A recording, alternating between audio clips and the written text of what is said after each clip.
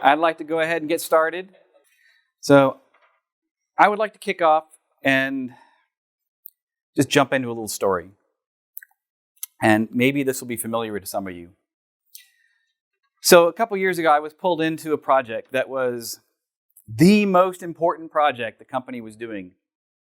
And they needed all the tests automated.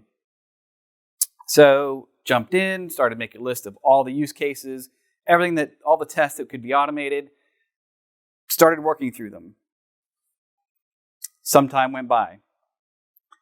And then management came back to me and said, Brian, we need you to come work on this other project that is the most important project, and we need tests automated for it. That's really interesting, because I thought I was just working on the most important project. But yes, well, it was. But now this one is, and we need you to pivot and work on something else. Am I the only person who's ever had that happen? No? Okay.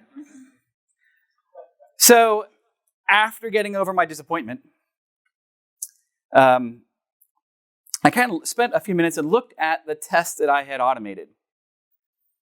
And I was kind of wondering whether I had written the best possible tests, that I could have delivered in that time. And after looking at them, I really wasn't sure. Was there different tests that would have been better if I had known that I was going to get cut short? Were they really good?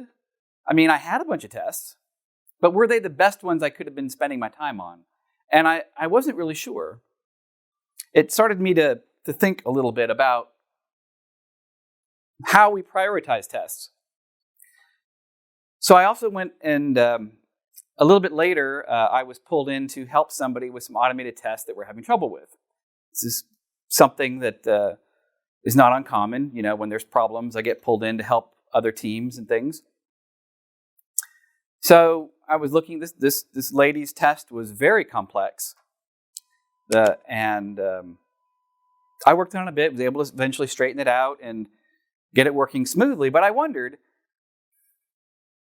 There were a lot of other tests that she could have been spending her time on. This one was really complex. She'd been spending 2 weeks working on this one test. Why was she not working on some of the other tests? I wasn't really sure. And I looked, there were some other teams that were knocking out 20 tests in a week. What were they doing? Well, they were writing tests that were the simplest possible test to build. So, was that a good way to go? I mean, was that the best way? So it got me thinking, why were they picking those tests to work first? Why was I picking the tests that I was picking? I might as well go back to me, right? So I found that kind of what I was doing was the same thing that the lady that I was helping. I was working on the most complex tests first. Now, that might be because in software development, particularly if you're working in Agile or Scrum or something like that, it's typical for them to tell you when you've got a set of work to accomplish for the release to pick the most complex tasks first, right? Because those are the ones that are most likely to have hidden issues or what in some things are called dragons or something, that jump out and bite you, right? And then those suddenly take a lot more time. You have to refactor, change direction, maybe change requirements. And knowing about those up front helps, rather than finding out, if it happens early, right, you can make changes to the schedule, you can change requirements. If it happens very late in the process, there's a lot less flexibility. So maybe that was why I was doing it. It's probably more likely that I was doing it because they were more interesting. And, they were just more fun to work on those really complex tests that were very difficult. I got a lot more out of it. But, maybe it was because, that's what, software developers are trained to do. But I spent a while going through this and reading through other articles on how to prioritize different tests. And I came to the conclusion that there was probably 2 properties that were the most important items when figuring out priorities for tests. So the very first of those was the test value, the value to the business the business value of the test. How valuable would this test be to put in place to the business? The second one was the test complexity itself. And I think most people are familiar with complexity, right? If you're doing sprint planning and doing story points or sprint points or something, right? It's not necessarily the amount of time it takes. It's about what are the unknowns and how complex this particular task is. Those two items seem to be the most important items, from digging into this to find out where to start and which to prioritize and which not to do. So I'm not going to jump into those right away. Instead, I'm going to do something a little different. I'm going to sort of jump to the end to kind of see where I'm going with this, and hopefully then it'll kind of give everybody like an idea of like what we want to get to. And then I'm going to kind of come backwards and delve a little bit into how to get there. Okay? Okay, so let's say that there is some feature, and we start out by assigning it a value. We assign it some kind of complexity, not worrying about how we come up with those figures. And then we do the same thing for a whole bunch of other ones, right? Well, great. Now we have a whole big list. It's really hard to read with lots of numbers on it. So that wasn't entirely useful. So I looked at, is there some other ways of looking at this? Let's see. So put it on a chart. Now, this is the exact same data that was very difficult to read on the previous slide, but they're kind of plotted out on a graph. So staring at this, at first it's kind of hard to glean some data from it, but there's some interesting things we can start pulling from it. One of which is that everything along the top is all high-value items, right? Everything along the bottom, these are all low-value items, right? And then, of course, there's everything in between. And in the same case, everything on the far left are all low-complexity tests. Everything along the far right are high-complexity tests.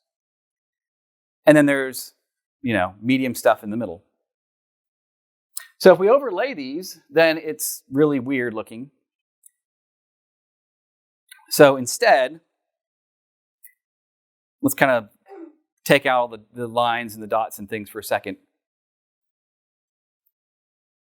And from, everything in the upper left now is green, and everything in the lower right is red, right? And then you've got scales of stuff in between, down to sort of lime green, yellow, orange, and red.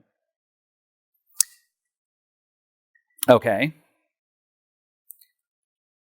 It kind of seems from this that the place to start is all those high-value, low-complexity items.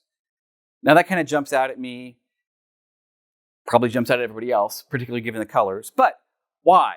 Why not work with the high-value, high-complexity, or medium-complexity ones? They're all high-value items, right? So let's digress for just a second as to why that might be. So if we have a set of work, and we have a set of low complexity, medium complexity, and high complexity items that are all of equal value, right? So we have high value items of these different complexities. If we take a sprint, we can put some number of these low complexity items, because in general, these low complexity items are much quicker to develop. They're much quicker to test and validate. There's a lot less unknowns are going to crop up around them. So we can generate a set of those. If we work with medium complexity ones, we can still get several done. If we work with high complexity items, you might get one item done, right?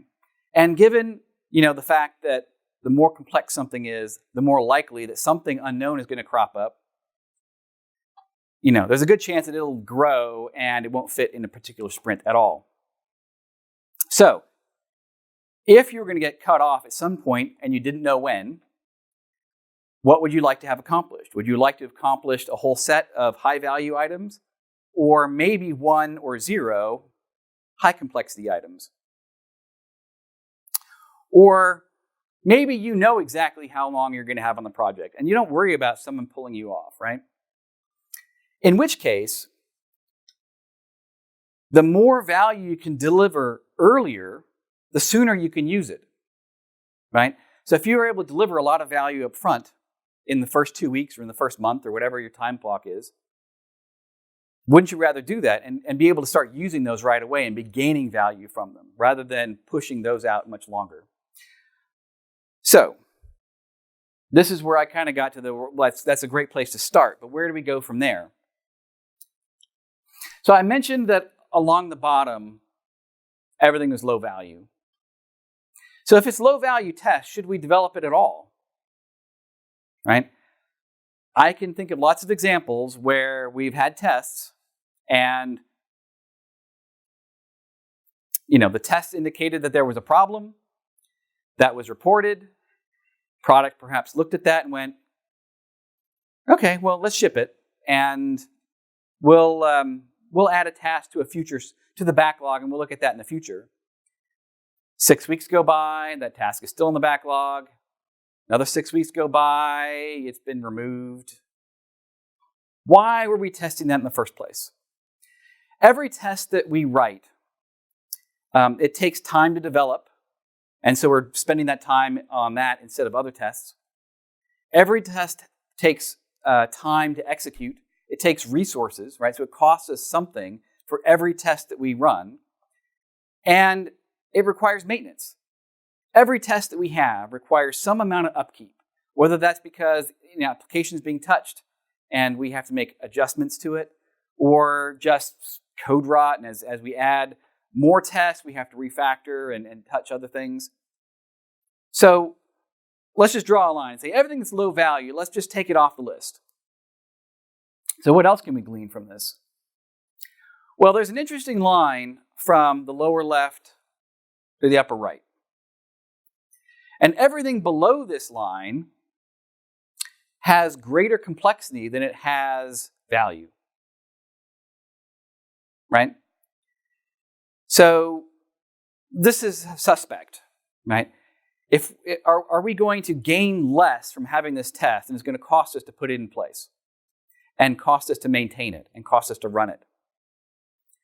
So I'd also propose that for the moment, let's just take all these off the list as well. So that narrows us down a lot, right? So from this, we're already saying, great, we're going to start in the upper, we're going to cut off everything that's low value, cut off everything where the complexity is higher than the value, and then we're going to start in the upper left and kind of work down, right? Great, so that's generally where we're going, right? So I want everybody to kind of picture this in their head, right? So that hopefully this kind of makes sense in general, right? Here's where we start. We're going to get the most value in the shortest amount of time that we can, and then keep picking out as we go. So great. Now, how do we calculate those values? Because using them is one thing, but how do we get those values is entirely different. So first, before I jump into that, let's talk about scales. So in the example I started with, I was using a 100-point scale for value and for complexity, right? You don't need to do that. That's very useful when you have to have very fine-grained control over exactly which ones are going before others, right? But you may not need that. A 10-point scale is just as good, 1 to 10. And literally, if you wind up something and you're like, really, this is really a little more than a 7, a little less than an 8, great, make it a 7.5. No one's going to, arrest you for that. And if you think that's going to take you too much time, use T-shirt sizes. It's small, medium, and large. This is, low, medium, and high value.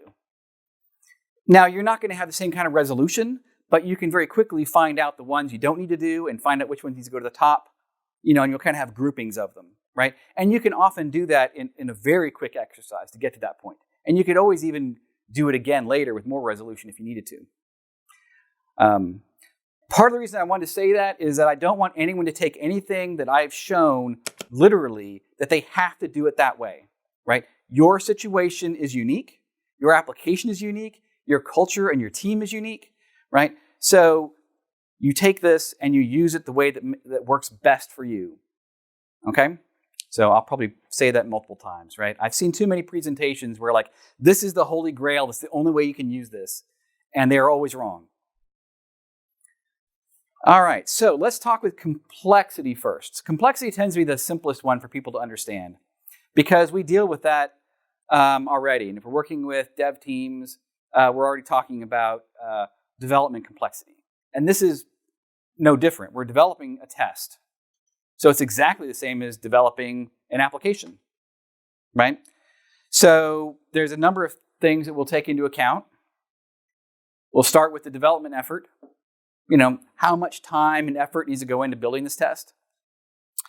How much time and effort is there going to be going into validating the test? Because everyone here is validating their tests.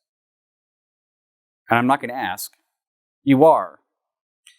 But that does tend to get skipped, and that takes time. Sometimes it takes more time than actually developing the test does. There may be third-party integrations or other external services that make things a little complex. May require mocking services or other kinds of things. That adds complexity. There may be unknowns. There may be parts of this test that we've never done before. So we're not really sure about how much time it would take or how difficult it would be because we haven't done something quite like that before. That adds to the complexity. Maintenance. Is there anything unusual about maintaining this? Is this likely to require updates in the future? Is this something that might be more fragile than other tests, right? So there's our list for complexity. You may have other items, and that's fine. Throw them all on there. I'm not going to delve into complexity given the amount of time that I've got too much because I think typically people kind of get this and they don't have a lot of questions. If you do, we can talk about them more later. But instead, what I want to jump into is where people do tend to have problems and questions, and that's in business value. How do I figure out what the business value is for a test that I'm developing? So in this case, I have a couple of guidelines, and you, for your particular situation, may have some extra ones. But what I like to start with is the impacted users. So if the feature that's being tested were to break, and this test would find this problem, how many of your users would be affected by that issue? Right? Just a percentage. Like, is it a lot? Is it a few? Is it, about most of them? You don't have to be specific, but let me give you some examples. So on Food Network, one of our sites, recipes all have reviews. Now, not necessarily every recipe has review and comments on it, but most of them do. And almost everybody that visits Food Network at some point visits recipes. So if there's an issue around these reviews, a lot of people, but not all of them, would be affected by that, right? So you might go and go, yeah, that might be 70% or something like that. Now, on the other side, you can sign up for accounts and you can have a profile and you can change your profile picture. How many people on Food Network create an account so they can save recipes? There are some. It's not a lot of them, though. It's certainly the minority. And of those people, how many people are going to go in and change their profile picture? Very few, right?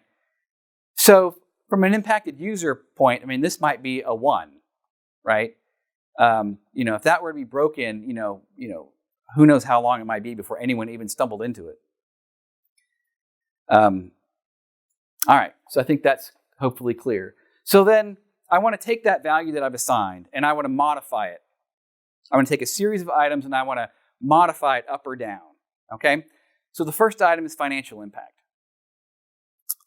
So again, this feature that this test is going to validate, if it were to be broken, what sort of financial impact would there be?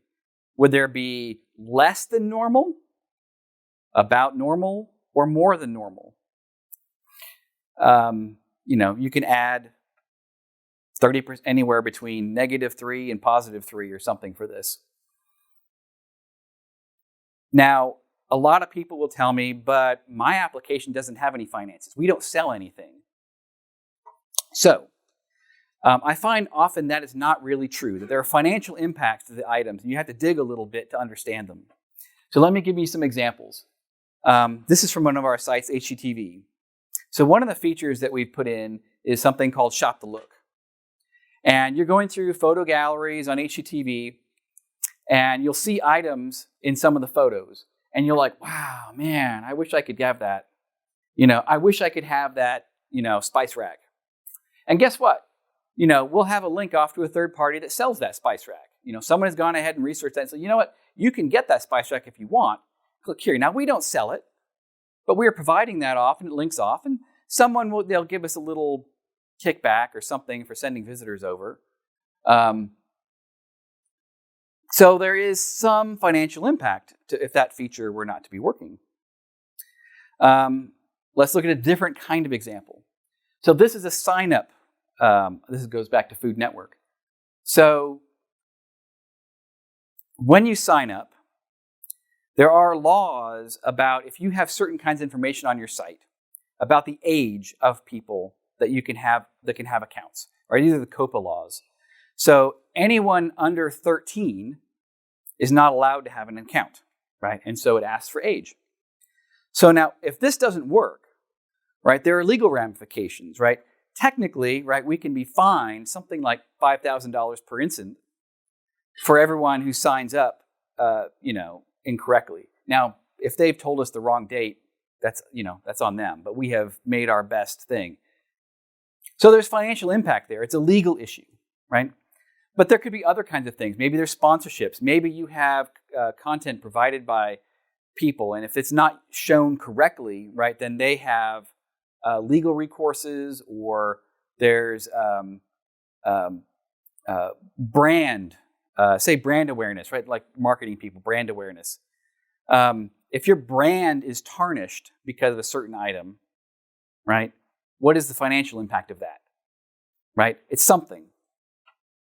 All right, so, and I guess the other thing, like a lot of our sites, we have ads, right? And not all of them, but most of our sites are ad supported, right? So most pages have ads, right? But some pages don't. They don't have any ads, then they have less financial impact than another one. Failure probability. What do we feel is the likelihood of this feature failing in the future?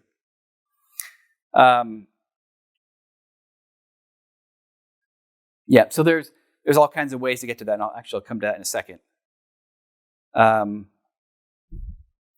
Incremental impact. This one is something that people don't necessarily come up with. If let's take that example from before. So here's a sign-up page, right? So in this case, this sign-up, you can create a local account, provide your email address and a password or something, and you can create a local account. Or you can use Facebook or Google or Yahoo or Twitter, right?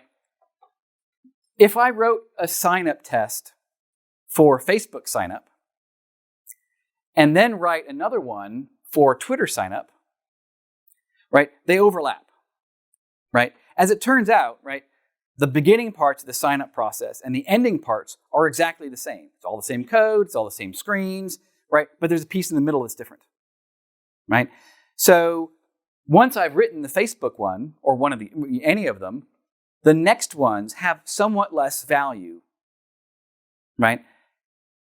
It's important to capture that, right? I mean, it's not that Twitter inherently has any less value than Facebook, although it might, right? Potentially, like maybe Yahoo, maybe no one uses Yahoo anymore, so that would be fewer impacted users, right? But in addition to that, right, 40% or 50% of the test might already be covered in other tests that have already been written. Okay? Manual testing impact. This is where you get to use your bonus points. So some tests are just tedious and time-consuming to do manually, and you just hate them. So this is where you get to spend, your extra coins or something on adjusting, some tests upwards just because you hate them. But I'm assuming people know what I mean by these ones that are tedious and time consuming. But we have some like video. We have full length video episodes on some of our sites, right? And someone has to make sure whenever we do a release that all the ads play. There's pre-roll ads and mid-roll ads and things like that. Someone has to make sure that the little end frame shows up at the end. Someone's got to make sure that all the analytics calls get made, right? Well, you got to play this whole video. It takes 27.5 minutes, and you got to make sure that these certain things happen at certain points and then watch the network traffic window. And someone's going to come up right in the middle of that and ask you a question. Or your mother's going to call, right? Yeah, sure, Mom. I'll take care of that. Meanwhile, it's like, hey, I didn't see the mid-roll ad. Wait, did I not see it because it didn't happen? Or did I not see it because I just didn't notice it? I got to start the whole test all over again. And what if the second time it works fine and the first time was a legitimate error that I just waved off because I thought I wasn't paying attention? Now, granted, I don't have the best attention span of the people that I work with, and some of them, I know for sure that if they're watching that video, they are going to see every single second of it. But, that is not a test that I want to do. And there's other examples like that. So here's my list for building out business value, right? Start with how many users to be affected, and then modify as you go along with these other items. But you may have some other items in your business that are unique to your business, right? The likelihood of someone dying, right? If this fails, right? That's not something I have to worry about, but maybe you do in your application, right? Where can we get this information? Right? Actually, does anyone have any suggestions? Here's a lot of information we want to use to build out our business value. Where can we get it? So where can we get failure probability? Does anyone have any suggestions?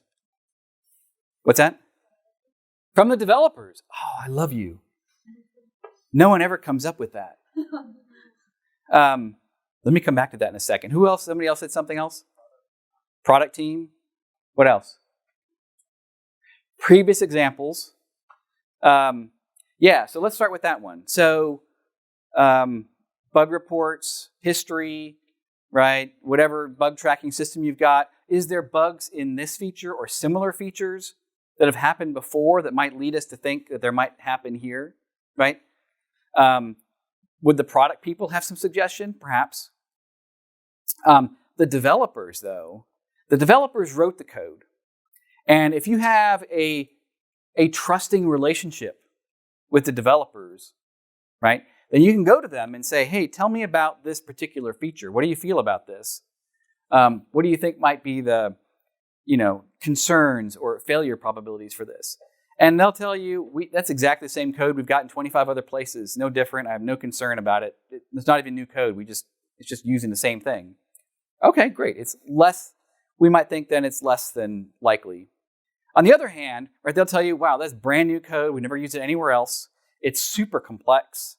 I hate to be the person to have to maintain this in the future because, man, you make one little change here and who knows what could happen. Great, +3. Right? They'll be honest with you if you ask, right?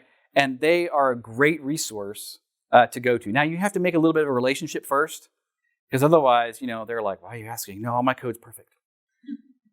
But once you get over that, I have found that developers in particular be very honest about it and tell you which things and if you even phrase it differently, like, of all these features, which ones would you be most concerned about in the future, right? And they'll tell you, yeah, these ones don't bother me. I'm a little concerned about that one and that one, though.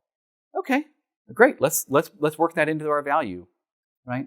Some of the other things, financial impact, right? That's a great one to go to the product people about, right? Because they're going to know a lot about the legal sponsorships, other kinds of things, in particular there, that the developers and other people may not be that aware of. Okay. Let's do a quick demo. So let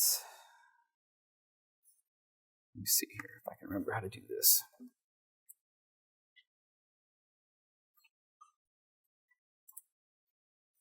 Aha! Oh, wonderful. There we go. Okay. So let us say that, this is the exact same list, by the way, that we had at the beginning. So let's say we're going to add a new feature. Let's do Twitter sign up. We mentioned Twitter sign up, right? So we're going to have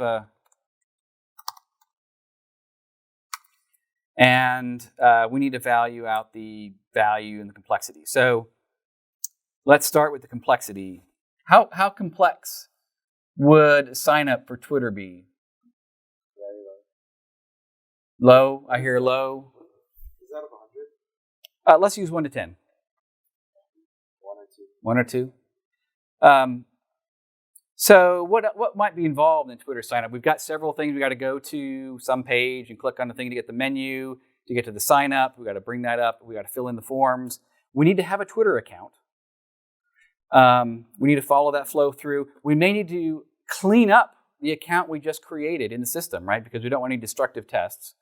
So we either now need to delete that user in our system that we just created, or we have to create a Twitter account every time we run this test, which would also be annoying. So I think the complexity, just because of that, goes up, right? Also, there's a third-party integration here, right? You've got Twitter, and Twitter may not be up. We may have Twitter may be doing maintenance for half an hour. Maybe one of their servers is glitching for a moment, and that's exactly when we run the test. I guarantee it. So we need to do some things to make our test reliable, right? That because we have an outside system. So that drives the complexity up. Anything else that would make it more complex?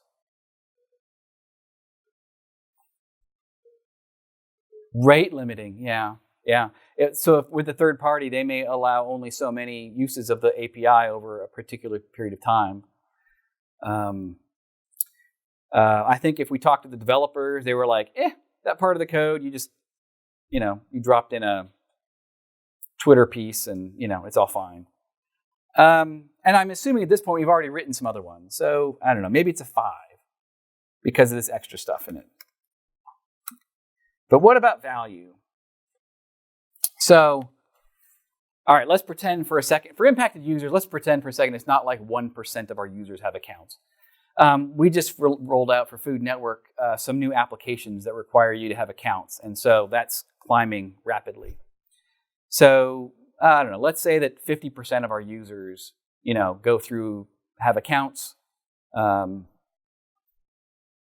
So sign up, is certainly going to be somewhat greater. I don't know. Let's make it a 4 for the moment. Financial impact. Good Lord, that's misspelled, isn't it?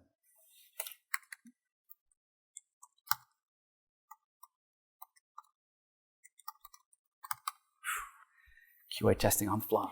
All right. What's the financial impact of this, if anything? Is this more or less impactful? Anyone got any suggestions? Well, there's no ads on it. There's no ads in sign up. So that right off is -1. But I would say that users who have accounts historically come back to the site more often. They use more features. They do more page views. So we make more money off of those people. So if they don't sign up, that could be a financial impact. So that would give us some positive. Maybe that's +2. I don't know. Let's call it a +1.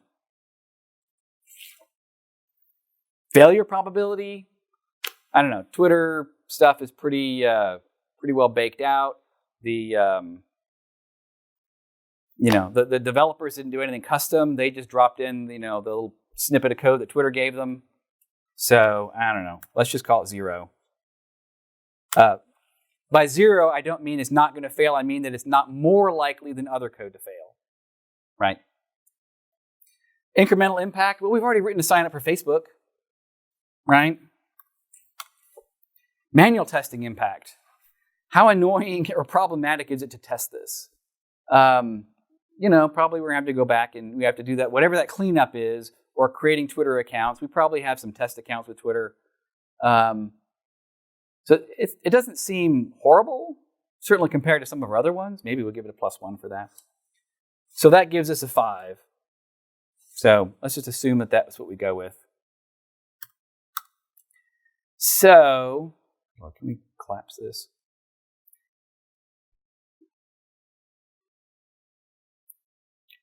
You ought to be able to just sort all this real quick. Let's see what happens. Sort by priority.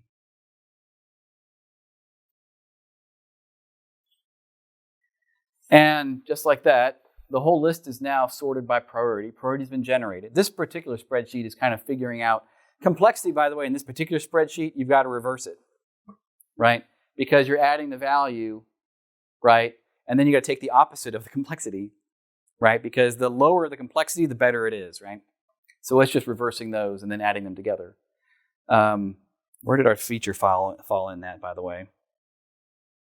There it is.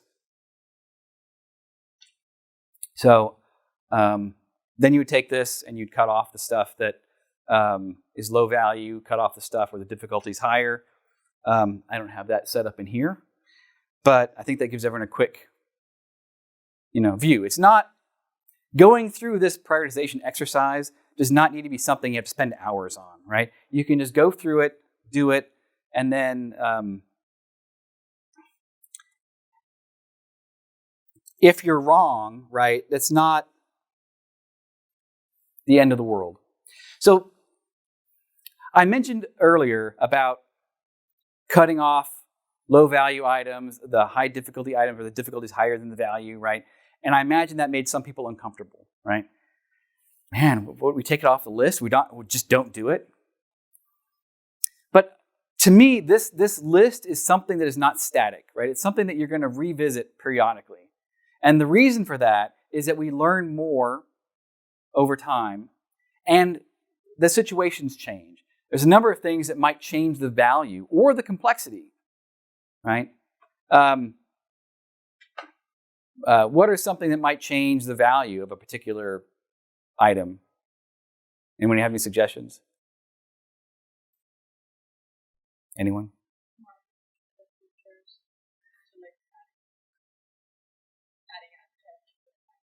Okay, so we've made some modification that in the application to that feature that may add some financial thing. Maybe we add ads to it that we didn't before.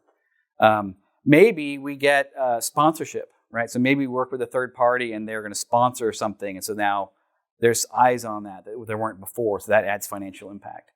Maybe we promote it or something, and so impacted users goes up. Or maybe we were wrong about the impacted users, right? And really, it turns out we thought nobody used this, but now like half the people are using it. Great, we readjust that. That changes its values, and we put it back on the list, right? What was that?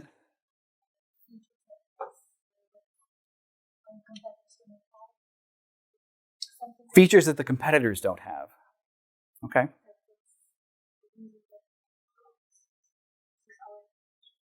Okay. So complexity, what are things that might change complexity? Particularly make it less complex in particular.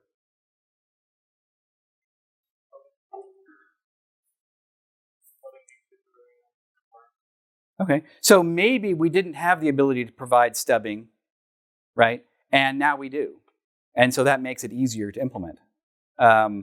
So maybe there are features in our test framework that make this easier to implement, right?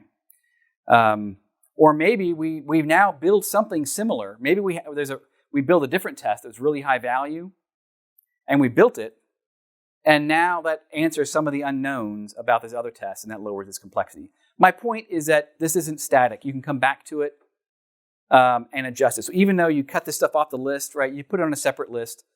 When you reprioritize them, you can look at those again. They may come back on the to-do list. Okay? All right, so where I kind of want to leave you guys.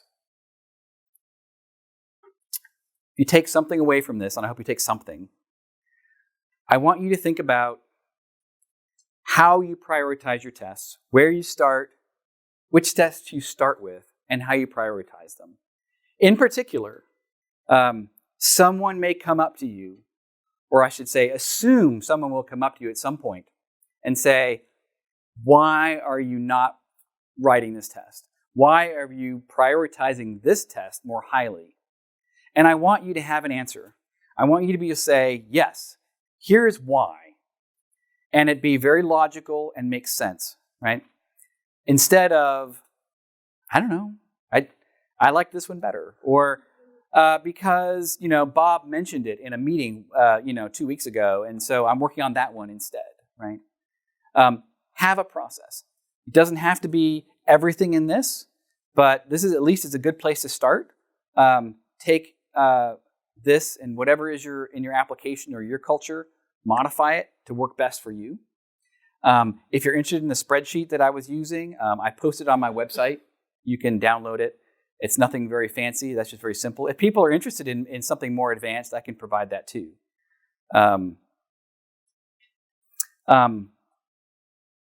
With that, I will stay around and talk and answer questions as long as I can. But otherwise, I'm going to wrap up and give you guys time to go off to break and get to your next session. So thank you very much.